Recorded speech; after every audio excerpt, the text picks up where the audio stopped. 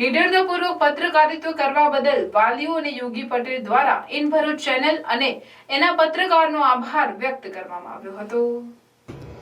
Amicus international સ્કૂલમાં અભ્યાસ કરતા વિદ્યાર્થીઓના વાલીઓ અમારા બાળકો સદર શાળામાં ગુજરાત સરકારની આરટી યોજના હેઠળ ચાલુ શૈક્ષણિક વર્ષ 2024-25માં ધોરણ 1 વર્ગ F માં અભ્યાસ કરે છે, જે અંતર્ગત ગુજરાત સરકારના પરિપત્રની અવગણના કરી સદર શાળા દ્વારા યોજના અંતર્ગત પ્રવેશ મેળવેલા બાળકો સાથે ભેદભાવપૂર્ણ વર્તન કરી બાળકોના ભવિષ્યને રૂંધવાના શક્ય તમામ પ્રયાસો કરાયા હતા અને ત્યાં સુધી કે આ યોજનાનો લાભ લેતા આર્થિક રીતે અસક્ષમ બાળકોને એક અલગ વર્ગખંડ ફાળવાયો હતો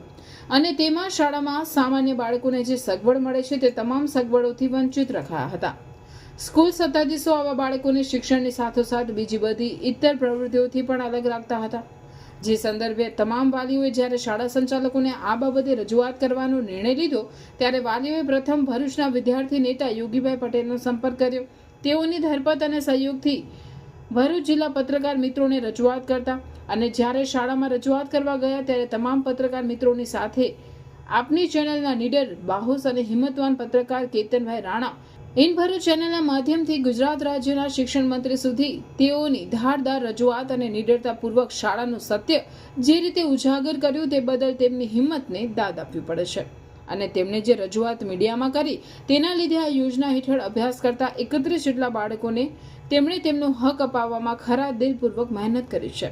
અને એમનું ભવિષ્ય અંધકારમય થતું બચાવ્યું છે. આ 31 જેટલા બાળકોનું ભાવિ શાળા સંચાલકોની ખોટી દાનત ઉપર જનતા અને શિક્ષણ વિભાગ સામે છતી કરીને આવા બાળકોનું ભવિષ્ય રૂંધાતું બચાવ્યું છે.